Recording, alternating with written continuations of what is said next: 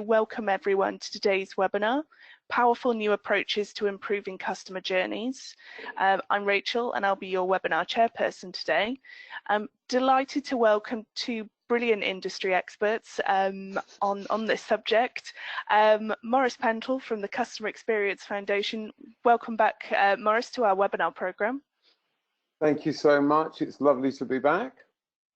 And for people who haven't met you on their travels, could you explain a bit about who you are and yeah. From the call center point of view, back in the 1980s, I was one of the first people in the UK to stand up in a room full of people and say, let me tell you what a call center is. Because I worked for AT&T, who brought the first contact center into the UK. I've been around the contact center industry for most of my working life, and if you don't know me, I look younger than I am. And I run a thing called the Customer Experience Foundation. We advise and build customer experiences across the enterprise. Brilliant. Great to have you on board. And to our other speaker, delighted to welcome to her first webinar, Lisa Hotchkiss from Nice in Contact. Welcome, Lisa. Thanks, Rachel. And for people who don't know who Nice in Contact are, could you give a brief overview? Sure, we're a cloud contact center provider. We have solutions that range from omni-channel to WFO, analytics, automation, and it's all built on an open cloud platform, so you can scale up, scale down, and it's very easy to use.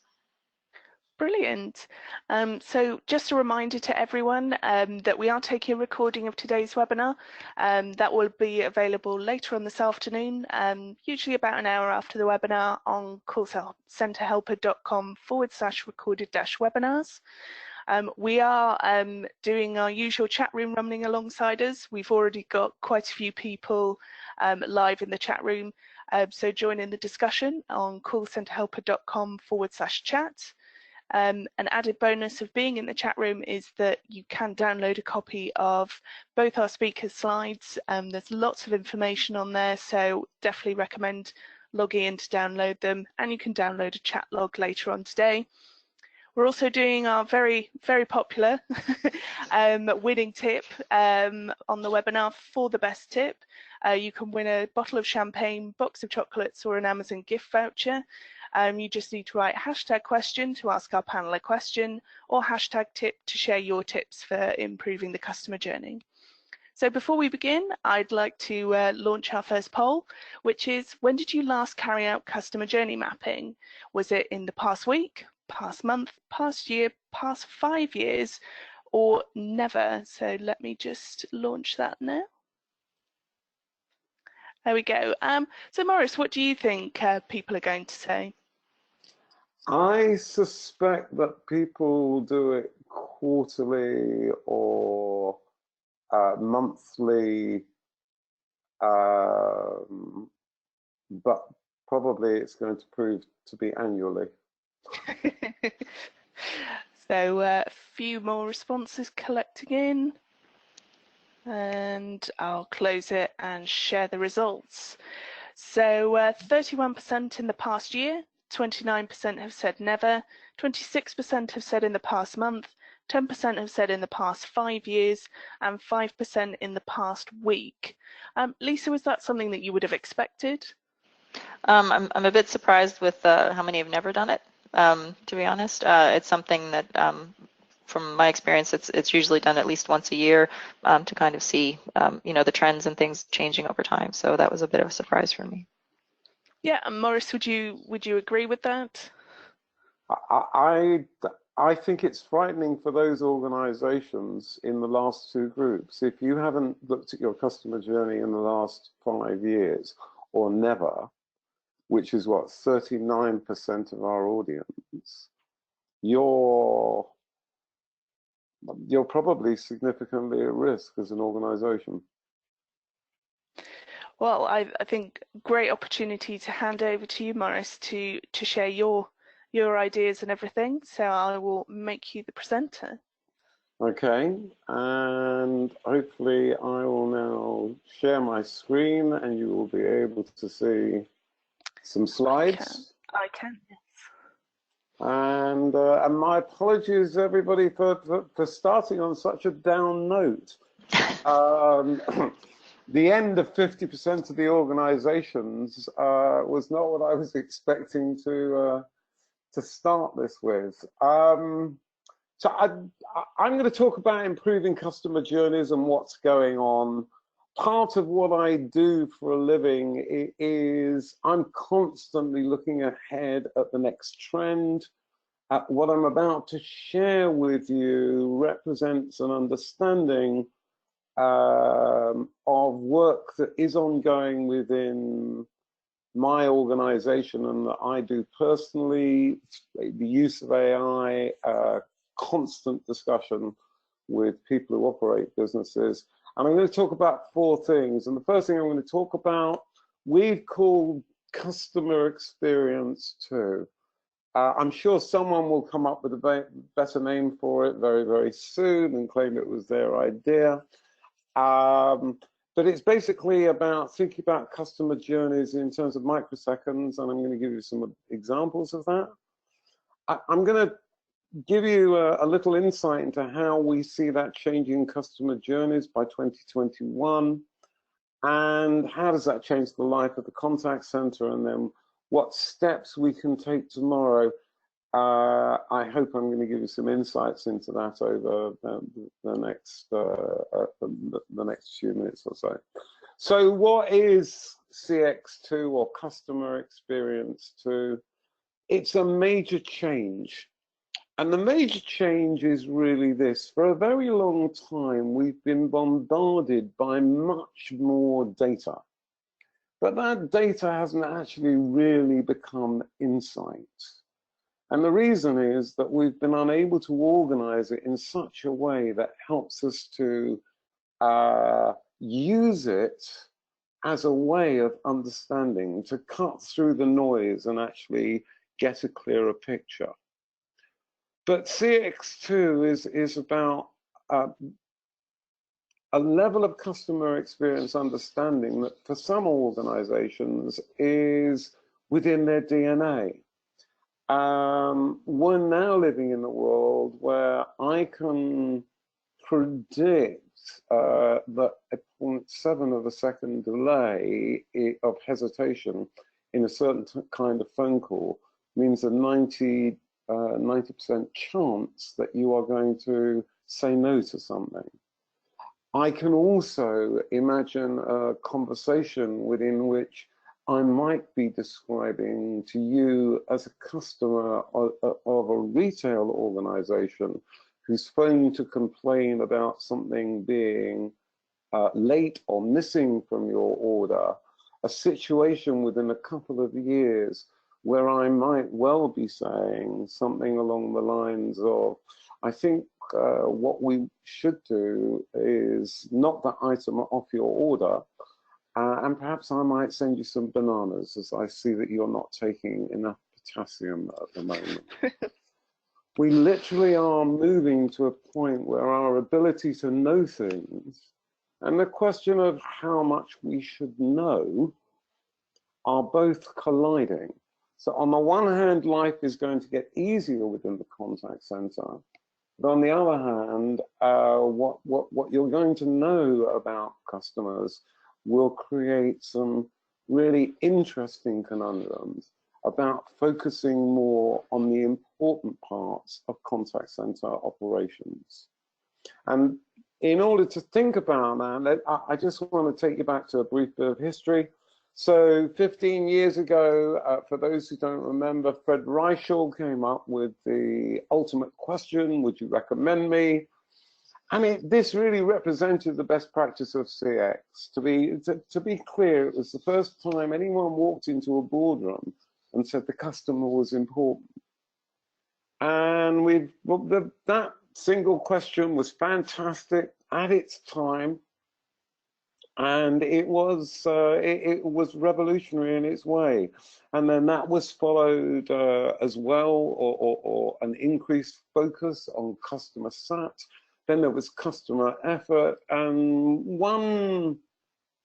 the idea of one single metric held people's focus for a lot of years. Meanwhile, within CX2, I'm going to talk about examples of CX2 in a moment, people were collecting together the micro details of moments of experience. So many of you will remember that 10 years, 11 years ago, a VP from Amazon actually talked about the impact on revenue of milliseconds of delays to their business and to their customers, and Google have talked about the same thing. Well, now what we're looking at when we think about our understanding of information is that level of detail across everything. And so this list that you can see here of recommend effort, the personalization involved, the emotional effort, the empathy, the social engagement, and a very big word in the form of efficiency, because efficiency is vital. We want to know about overall efficiency of all of these aspects of the experience we deliver. Let me give you an example of this. If it takes your agent a long time to get a customer record or to navigate through a series of systems in order to find an answer, that costs you money in terms of your P&L. And it may be bad wording in a conversation, or it may be latency on a server. But all of those pieces combine to whether or not something is a good or a bad experience. So I mentioned prior to the start that I probably get into more contact centers than most people. I'm visiting a new one probably once a month. And here's what I think leaders currently would describe themselves on. So they're talking about an application on a mobile first model, and what that really means is worrying about what's needed and then worrying about making it available to the mobile is probably top of the agenda. Being customer centric now means built with as well as around the customer. And what I mean by that is engaging with the customers as co-creators is one of the ways in which Apple has distinguished itself in terms of its return on investment. So obviously, big data is there, but its value is changing dramatically. Being connected to the real world and enhancing my real world experience. And what I mean by there is the agent in the contact center is going to be able to say, actually, your delivery driver is about 3 streets away from you, and we'll be with you in a moment. But it shouldn't ever get to the point where they're actually doing that work. And the most important thing about contact centers is this idea that we will be doing more valuable conversation and communication. So in order to operate, you've got to be adaptable, you've got to be scalable, everything's got to be secure, and I'm going to explain that a bit more in a second. You've got to have the right digital foundations, and it's got to be opti and omni-channel. And I thought, as I'm not necessarily talking to a lot of people who are familiar with the term opti-channel, I just quickly explain it. Omni-channel is the idea that a single experience can be delivered through many different devices, choices, all of those very wonderful things. Opti-channel is where you're bringing artificial intelligence, machine learning, and RPA, which is about, it's misnamed, but it's about taking repetitive tasks and automating them.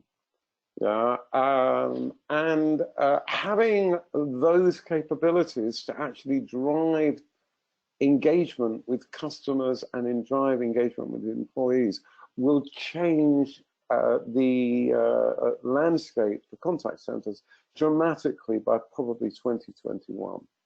What you're going to be thinking about in terms of your agenda at that stage will probably look like this. So I thought I'd give you a comparison, a very quick comparison.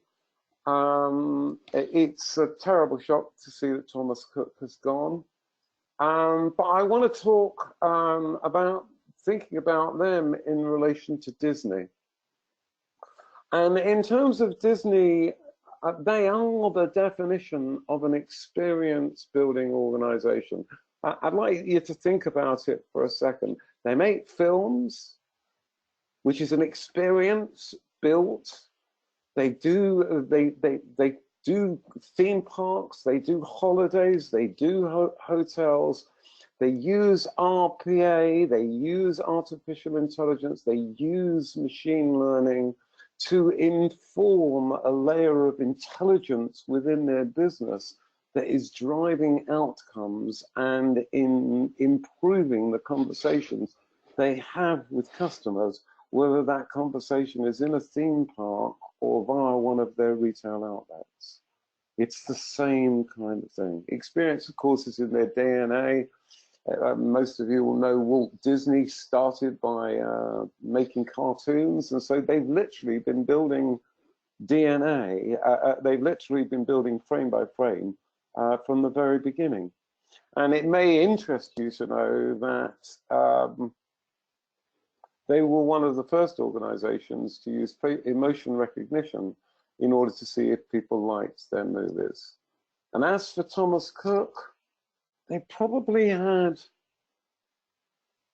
a factor of -10 of information by comparison to what Walt Disney collects, which is why there's no information about them on the slide.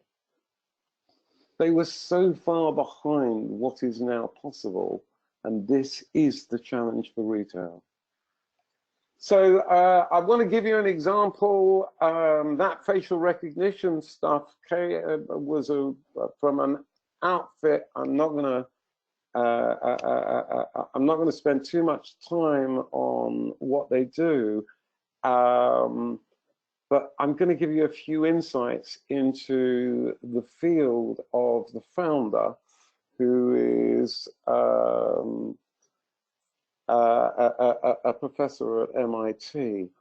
And her ability to predict seizures led to her ability to predict welfare from your phone and indeed emotional activity from your phone. This stuff is available. It's SaaS-based. In other words, it's like adding Google Maps to your answers. And this is one of many, many metrics that will start to play a role in your future understanding of what you're doing. And that will produce a great opportunity for you to have better conversations within your contact center. So at this point, I'm going to hand back to Rachel for a second. I think we're going to ask a question. Yes, we've got a quick poll to share with everyone, which is which insight is more likely to shorten calls? Is it time in queue or is it correct account details? So let me just launch that. Now, Maurice, I don't know whether you have a thought at what might come out. I'd rather or not say are you at this saving stage. yourself? Please ask Lisa. Don't think we'll put her on the spot just yet, and we'll close the response and share the results. So 91% of people are saying correct account details and 9% are saying time in queue. So I will hand back to you, Maurice, for some Right. Some insights. So hopefully I'm now showing my main screen, and what you should see is time in queue. Can everybody see that slide now? We can, yeah. Okay. So the real answer is it's not a matter of one or both. If you're keeping someone on the phone hanging about in a queue for 90 seconds, how long they've been in the queue may well prove to be more relevant in terms of saving time. If people end up with a huge amount of emotional baggage, then they are going to beat your agents over the head with them for long periods of time if you don't deal with periods of frustration. But of course, it was a trick question. And so before I come on to my answer, I want to point out that there are too many trick questions. I believe that a lot of the people who took part in that poll would have been frustrated by the lack of options that they had. And when we ask our customers stupid questions, that's how they feel. So the answer has got to be use all available metrics, use everything you can in order to understand what's going on with your customer and in order to reduce the time that they spend giving you information. So if you can get the right information at the outset, frankly, if you can send them from your app or website directly into a queue with all of their information, so that the agent then has a customer record in front of them as the call drops, then you're doing something that really does improve things. So what are the improvements that I see happening as a result of this new change that's coming about? I think that what's going to go on as all of this information connects together and starts to make sense, which is, I think, the big difference. I think what we're going to see is better experiences, not just for customers, but for staff. And that's going to improve the bottom line with shorter calls, better scores, increased retention. It's also going to get over the silos of organization, because insight is the great leveler. So the impact for contact centers is going to be upscaled insight. And that's going to start to weave together to a much clearer picture of the customer's journey. I was recently held in a queue for 15 minutes going diddle-um, diddle-um, diddle-um, dum, diddle-um, diddle-um, diddle-um, diddle-um, diddle-um, diddle-um, dum. Now that was 20 seconds. Imagine 16 minutes of it, or 15 and a half minutes of it. You will get to be able to understand more around the business cases for your FTE and ability to focus on conversational quality, because as we know, most tasks are moving away from the contact center and into other more automated tools. You will have more aspects of insight, and I'm just going to talk about that very briefly before I come to a close. And you will be able to leverage your existing technologies better to upskill agents to become more valuable. And I think Lisa's going to talk a little bit about that. Well, I know she is, otherwise I wouldn't have said it. So when people talk, they talk about everything. They talk about people, they talk about agents, they talk about their training, they talk about other stakeholders, they talk about how good experiences are. You know, conversation, as Professor Liz Stokoe famously said, it is meant to be understood. It was designed by humans to be understood. It's what made us human. And it's the one thing that we don't focus on enough in the contact center. We focus on time to answer, we focus on speed of delivery, time in queue, and all of these other things. We focus on a huge number of resolution codes, but we actually don't listen to conversations. Now, a lot of my work is conversation analysis, and I can predict that there are only a certain number of patterns of when conversation goes wrong. There's 14 of them. And organizations do not spend enough time thinking about conversations. So as I come to my close, what I'm going to say is quality of conversation is going to be really important. Then that quality is going to be measured by the microseconds of upstream and downstream sources of information. How long the queue was to how long the sun shone on a particular product, or how long it took to get there. It's going to mean continuous improvement, but it feels like a positive period, because we're going to understand things better. We're going to need to focus on efficiency, but have a broader meaning of it as to being multiple factors leading to overall efficiency.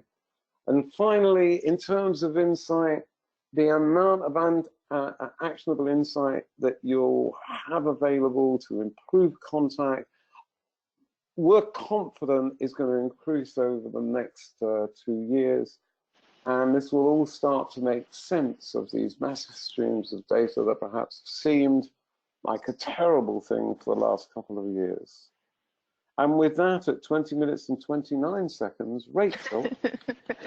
Thank you very much, Maurice. Sorry about the extra 29 seconds there. I think we can allow you to have that.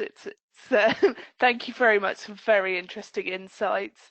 And so now we come to what's been happening in the chat room.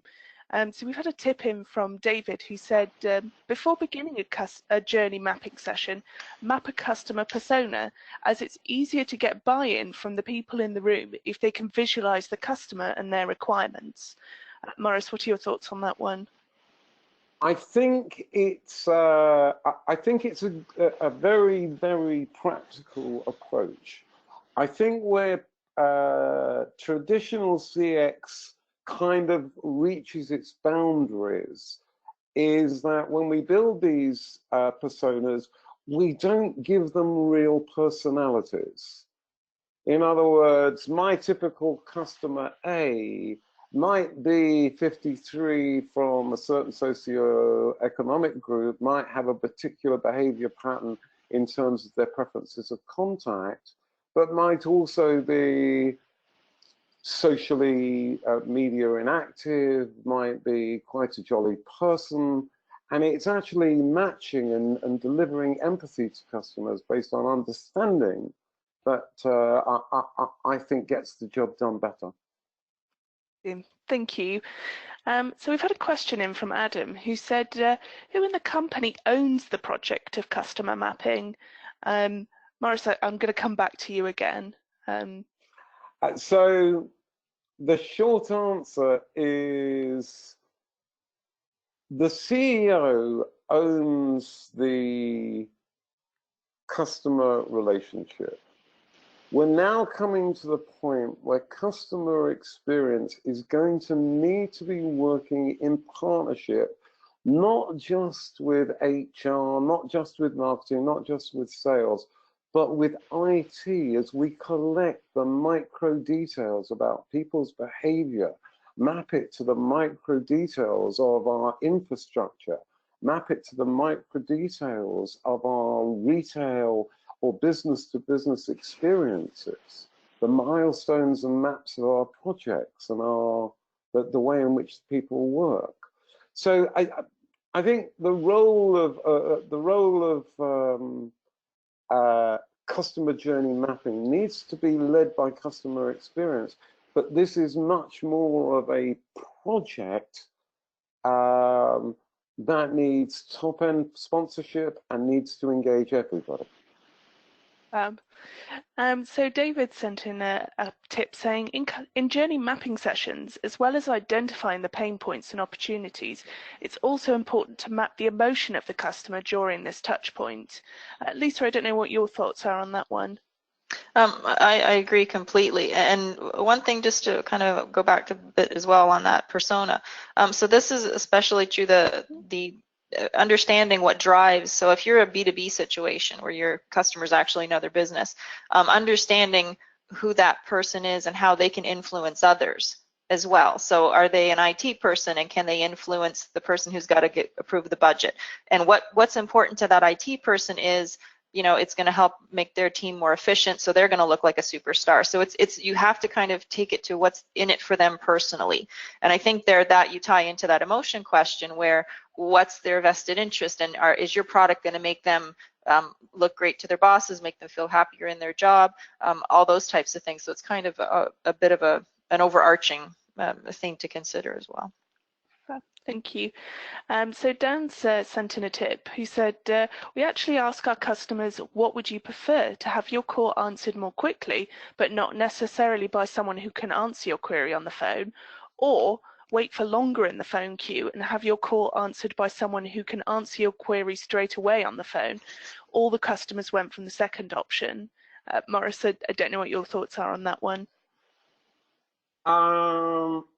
It's an interesting experiment, and I'm not, to be honest, I'm not really sure about what I think about that. I think I think I'm going to pass. Okay, well, we'll move on. Do you mind if I? Oh yeah, carry on. I was going to say, I wasn't surprised by that option, because I know if I were given that option, I would pick the second, because at least my time has some value. I'm going to get an answer if I wait 30 seconds longer to speak to someone who can actually help me, versus waiting for 25 seconds and not getting anything out of it. So like you'd basically have to restart and wait for someone else. So I think in the grand scheme of things, the preference is always to speak to someone who can answer it the first time, so that you'd avoid that repeat contact and the follow-up questions, and I have to explain this all over to another agent or something. It's less effort to have your time wait a little time and then get the right person. So now I know my answer, Rachel. Which, having heard a normal person answer in a normal way, I know my answer. I would prefer you to ask me the following question. Can we phone you back, or do you have time to wait to speak to someone now? Because that's what it might boil down to. And dependent on what I was doing, I would then have an actual choice that was very, very simple. I looked at the question too closely. Okay. So Liam sent in a tip saying, if you use a web chat function for customer contact, focus your use on this for customer feedback. So contact preferences, level of service received, suggestions, etc. Our company receives the majority of customer feedback from this contact method in comparison to email, call, etc. Customers seem much more willing to spend a few moments at the end of the chat providing this feedback, understandably, as it's a quick and simple way of providing your thoughts and opinions. So Jessica sent in a tip saying, we use actual customers of ours as customer personas from different backgrounds and with different preferences. We found this was much easier to then visualize and understand. We spoke with them and discussed their likes and dislikes and display these in our offices. We even got some of them into our office for Q&A sessions to allow our staff to really get an understanding of our customer journeys and preferences. So Maurice, do you think that's a great way of doing it, I think? Absolutely. I think I've met a robot called Jessica 11 once, but I think this is a really, really cool idea. Yeah, the more real you can make it, the easier it is for everybody to understand. And just kind of going back to that question of emotion, if there's one thing that I've understood over the last 3 years, is the simpler you make it for people to understand each other, because we do understand each other, then the better the experiences you can build. And I think too, I think too, if you can build, when you're building these stories around the personas, a story is much easier to remember than a profile of likes and dislikes, right? So if you have, oh, this person is your, as a university student with studying history or something, if you have that bit of context around, and even I know in some cases, some of the people we've worked with have come up with either an avatar or a stock photo to represent that person, and just having that visual cue help people remember the personas a bit more as well. Yeah. Well, I will also just say, Rachel, that what people should also do is look at their best and worst cases. So the things that they did really badly and the things that they did really well, and build personas from those. Yeah. So I think it's a great chance now to hand over to Lisa for her presentation. So I think I will I will make you the presenter. There we go. Okay. Let me know if you see my screen. I can, yes. Okay. Let me just get this out of the way. Whoops, sorry. Here we go. Okay, as Rachel mentioned, I'm from Nice in Contact and I'm the Solutions Marketing Manager. And I'm going to discuss how integrating your contact center software with your CRM is a great way for you to improve your customer journeys. So let's start with why deliver a personalized customer experience in the first place. Two main reasons. Your customers are demanding it and your competition is doing it. So first off, your customers have grown accustomed to the highly personalized experiences they get from large companies like Google and Apple, Facebook, Amazon. And as a result, they're expecting you now to be able to interact with them when they interact with you, to know exactly who they are, what they've purchased, what issues they've contacted you about before. At Nice in Contact, we conducted our own customer experience transformation benchmark study this year, and it showed that 77% of customers surveyed expect companies to know their purchase history, regardless of the communication method used. So I'll just give you a quick example from my personal life. This past week, we just moved my mother into a retirement home, and she wanted a remote control that she had at her previous place. And I had chatted with someone online, and they said, yes, we have lots in stock. And then when I called the store to say, can I pick one up? She said, no, we don't know what you're talking about. And I said, well, I talked to an agent on chat. Could you look that up? She said, no, I have no way of seeing that. So that was a frustration point for me, where, you know, I expect them to be able to have all of my transaction information and the times I contacted them with to be able to serve me better. And a PwC report showed that approximately 80% of customers cite speed, convenience, knowledgeable help, and friendly service as top elements of a positive experience. And the second reason to deliver personalized journeys is that your competition is likely already doing it or working on it. So a study by Aberdeen shows that 75% of best-in-class businesses already integrate their CRM and their contact centers to support their efforts to deliver a more personalized service. So next I'm going to show you how, in this ever-increasing and personal world, integrating your CRM and contact center empowers your agents to deliver very personalized customer journeys, which in turn help you improve your overall customer experience, boost your agent productivity, and increase your bottom line. Let's start with the two core ingredients of your business, your CRM and your contact center. Your contact center is your primary source of your customer interactions across all of the channels you offer, and your CRM system is your primary source for your customer information. So why not use that vast amount of CRM data available to empower your contact center agents to deliver better, faster, more personalized service to your customers, and in turn use that contact center data to give you a more holistic view of your customer journey by adding it to your CRM. So integrating these two systems is the perfect match for personalization. When you integrate your CRM and your contact center, you give your agents access to a vast amount of knowledge that they can deliver personalized experiences to your customers. And those experiences leave your customers feeling valued and that you really know them and you value their relationship. So when you integrate your contact center and your CRM, you can present all the relevant customer information to your agent right in an integrated desktop. So anything available in your customer, anything relative to your customer is valuable in your CRM, and it's also valuable to your agents. So this could be anything like their personal customer information, so their name, their birthday, things like that, demographic data. You can have notes and attachments to capture the details of service calls, support needs, or warranty information. And in this way, the CRM is replacing that paper file, you know, from ages ago where somebody would have a file on a specific customer with their whole history in it. That's what your CRM becomes. And then when you add in your contact center interaction information, such as call recordings, analyze customer sentiment, and if the last interaction was positive or resulted in a frustrated experience, that's all in there as well, and it gives you new insights that you can then use to go beyond your contact center operations, where you can actually proactively identify processes and policies that might be causing a frustration level in a certain area of customers, or that would also might cause you to lower your CSAT or lose revenue. So it's just getting this holistic picture of everything you can possibly track about your customer in one place and making that easily accessible to your agents. When you integrate your CRM and your contact center, there's benefits for everybody. So let's start with customers. So because your contact center can query your CRM, you know exactly who they are before the interaction even begins, and you can determine the best way to route that interaction for a faster resolution, whether you're going to route them to a best skilled agent or a special queue or a self-service option.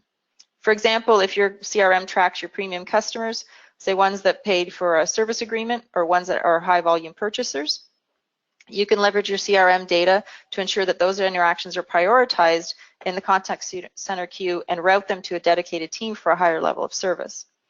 If the interaction is going to an agent, you can present all that relevant customer information right to the agent's desktop so that they can see who they're talking to before they engage, and they can greet the customer personally, and they have a view to the history, and they can better determine their next steps to resolve the concern from the customer. And the customers get a personalized experience with less effort because they don't have to repeatedly provide their personal information and recap their past interactions. You've got that all right there in front of you. And because you've personalized the entire experience, your customers are feeling valued and appreciated, and you've set yourself apart from the competition. For your agents, as I previously, sorry, was there a question? No. No? Okay, sorry. As I previously mentioned, when you integrate your contact center and your CRM, your agents automatically have this view to this holistic information. And ideally, you want that CRM integration to be right inside your CRM, to pop up right in the CRM so that you don't have to navigate away and spend time searching for information and waiting for that server to reply. You just want it to automatically pop up when that customer number is identified. And with integrated soft phones and click-to-call capabilities, the agent work is further streamlined, and you can use your CRM data to connect your customers to the best suited agent. And so that sets your agents up for success because they'll only get those calls that they are skilled to handle, and that makes them able to achieve their goals, and they can serve more customers in less time, reducing your average handle time and your wait times. This also can reduce the number of transfers and consultations, as we mentioned with one of the discussions earlier, that if you get the right agent the first time, the issue is resolved and the customer's happy and the agent's happy. And then with the automatic data synchronization between the CRM and the contact center, your agent after call work is eliminated because rather than tediously entering in all the updates from the call center side, you can enter it automatically in the CRM system, and they're not sitting there for hours entering copy paste, and typing things over. And it's also prone to errors just because it's human error. Things might get pasted into the wrong field. And so from a business perspective, combining all your data in your contact center with your CRM creates a holistic view that truly empowers informed business decisions. With that automatic synchronization of the data, you always have an up-to-date, accurate, holistic view of your customer journey. And you've got the best customer contacts when the agent answers the call. And so then you can also use that data then to identify best practices or opportunities for improvement. And you can, by having this personalized service and the CRM integration with your contact center, you can improve your key performance indicators such as customer satisfaction, average handle time, first call resolution, lower your repeat and follow-up interactions, and much more. And if you use a pre-built integration, you can accelerate your implementation, and you also get the flexibility that you can scale up and down as your business needs evolve, whether it's seasonally or you're growing year over year. Now I'd like to share with you the results two of our customers experienced when they integrated NICE inContact CX1, our contact center platform, and their CRM using one of our pre-built integrations. So first we have a customer called Mitchell. They service claims for property and casualty and worker compensation. They have 400 customer service agents that use Salesforce. So before they implemented our solution, they had siloed systems on an old premise PBX that was not connected in any way to their Salesforce CRM. So afterwards, all 400 agents use CX1 Agent for Salesforce. It instantly helped them personalize their customer interactions. They use screen pops to display incoming call information from Salesforce so the agents know who they're talking to before they answer the call. The agent can see the caller's name, previous calls, ticket history, so they don't need to ask any unnecessary questions and increase that effort from the customer side. And Mitchell said it's saving about 2 to 3 minutes per call because their agents no longer have to manually log into Salesforce and pull up the customer information. And that 2 to 3 minute savings per call added up to huge productivity gains, shorter handling times, and lower costs And this is a big thing when you can reduce your call handling time, especially if you have any 1-800 numbers, that can add up significantly over time, even if it's 5 seconds here, 10 seconds there, because you're paying such a high rate for your toll-free service. They can also identify calls that come in and automatically route them to the appropriate teams. So they have, when they have a premier customer calling in, they route it to a special handling team. And while they have customers that have outstanding bills, they route them to their collections team so that they can get paid for those outstanding bills. So the results they saw, just to recap what's on the screen, their customer satisfaction increased by 10%, expenses fell by 64%, service levels rose by 49%, and agent productivity is up by more than 7%.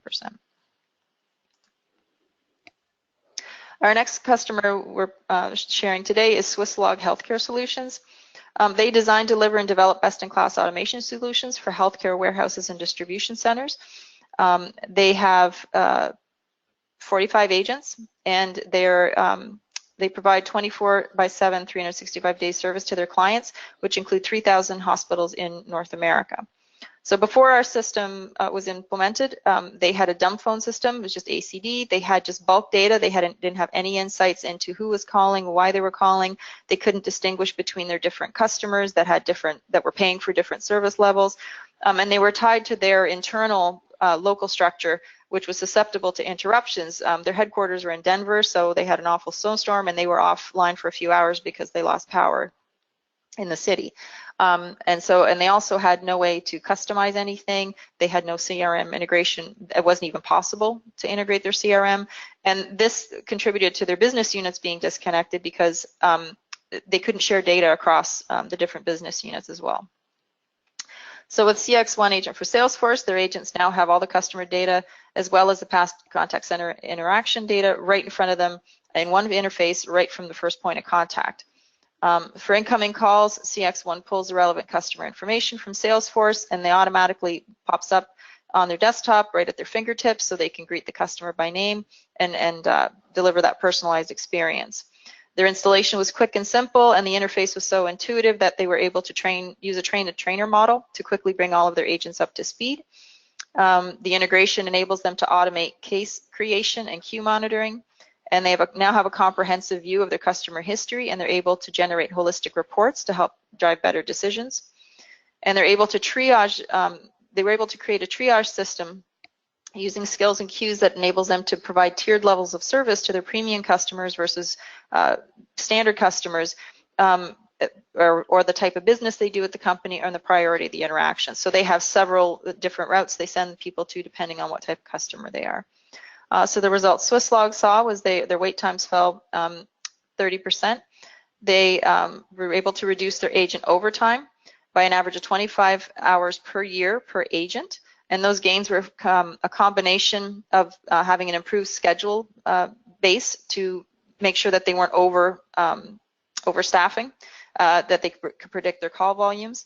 And they also had a reduction in callbacks and follow-ups because they were able to connect customers to the right agent right away. So they didn't have to have those additional agent hours spent on calling people back a second and third time.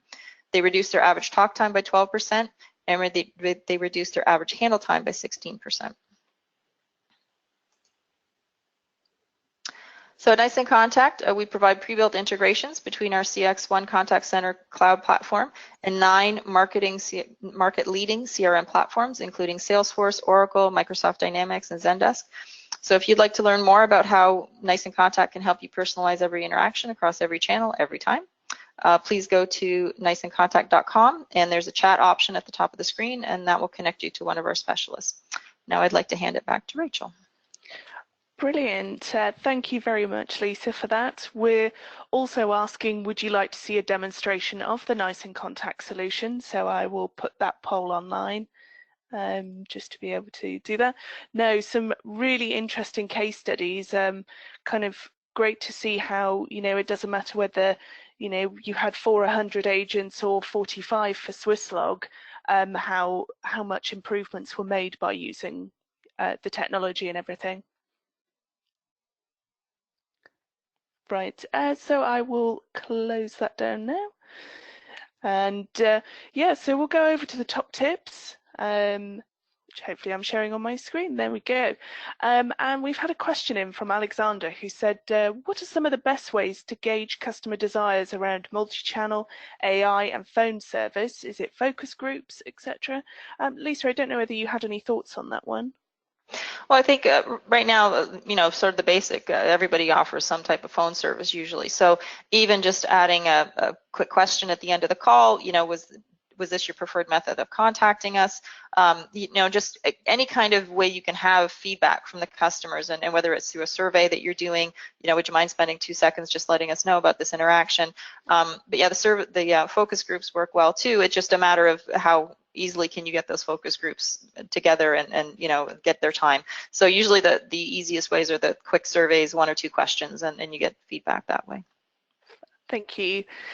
So Debbie sent in a tip saying, use a speech analytics tool or a customer experience tool that provides us with an NPS score has really helped us to focus on areas of improvement, but also areas of where we do well.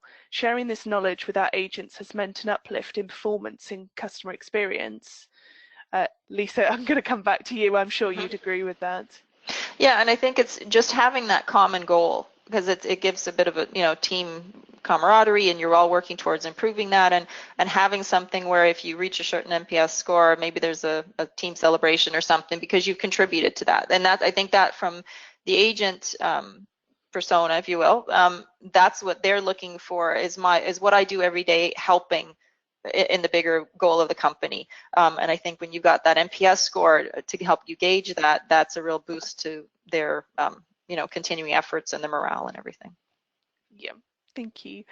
So David sent in a tip saying, measuring emotive NPS through your CX program can offer great insights into how you're making your customers feel with current processes. Seeing the number of customers who feel more negative after completing a journey can show you more insight than those customers who tell you that your company is great. Maurice, what are your thoughts on that one? I was worried about the phrase measuring emotive NPS. Actually, I 100% agree that it's more important to work out whether a conversation with your contact center has made me feel better or worse.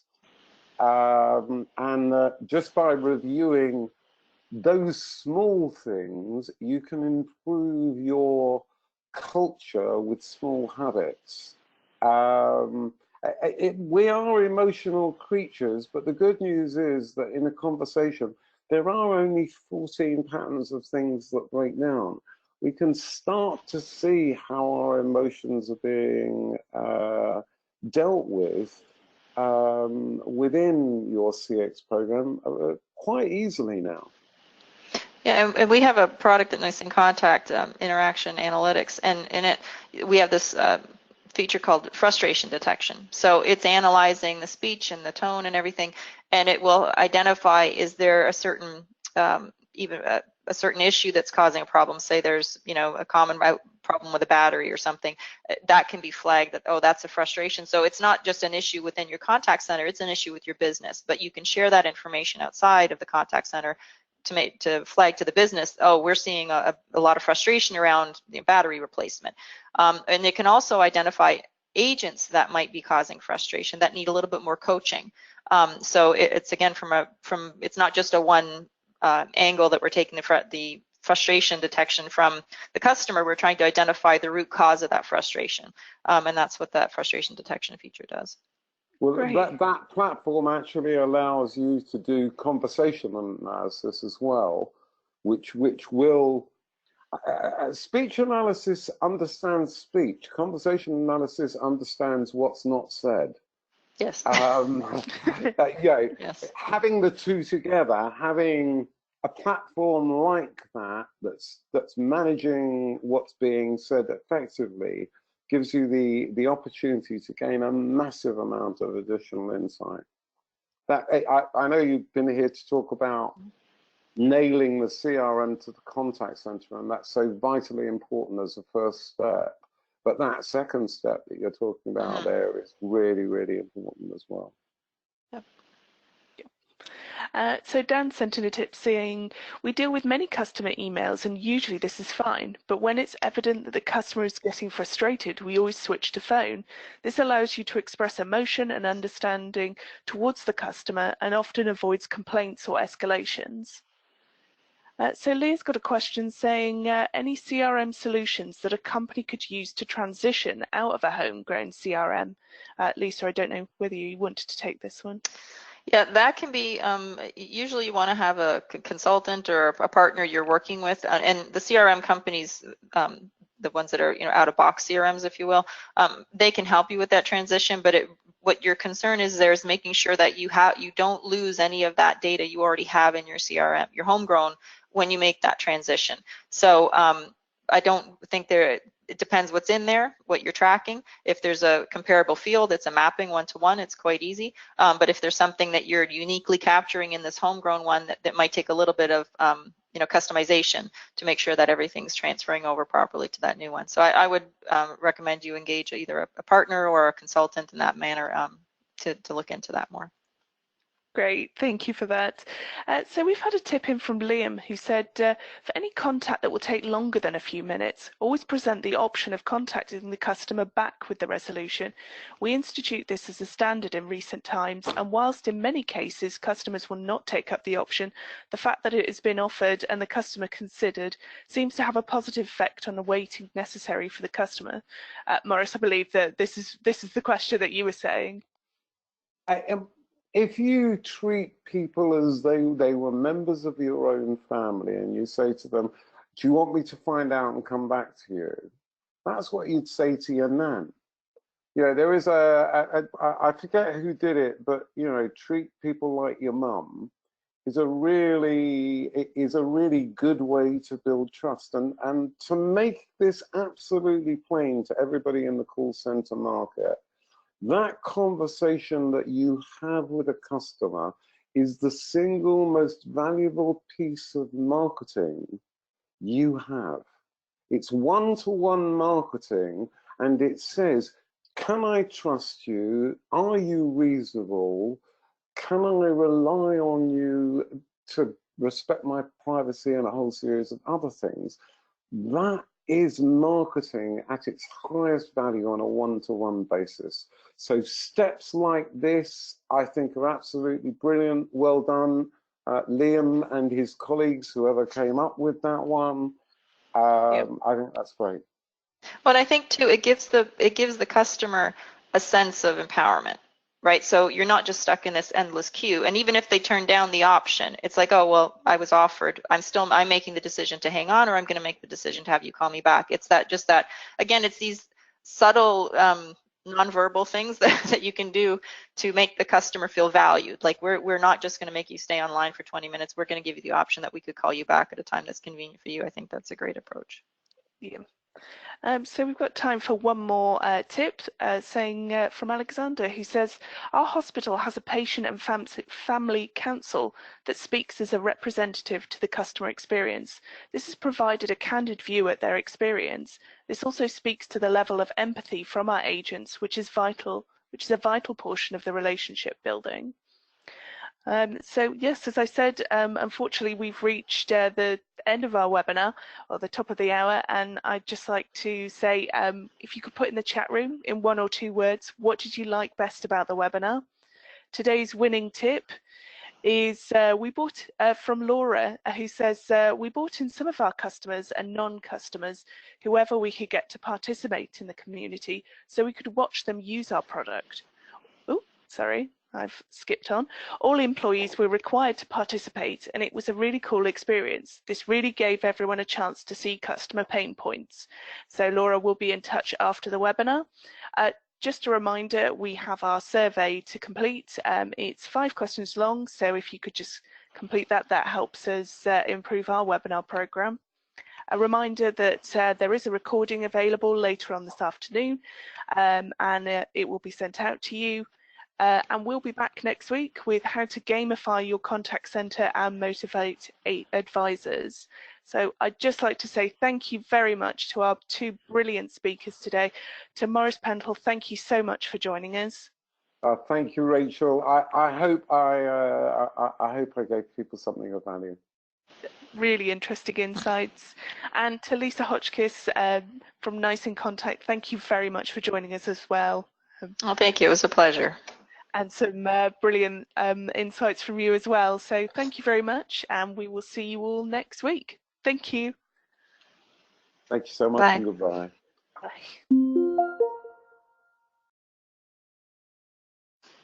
That just leaves the two of us? No. Okay, how do I get out?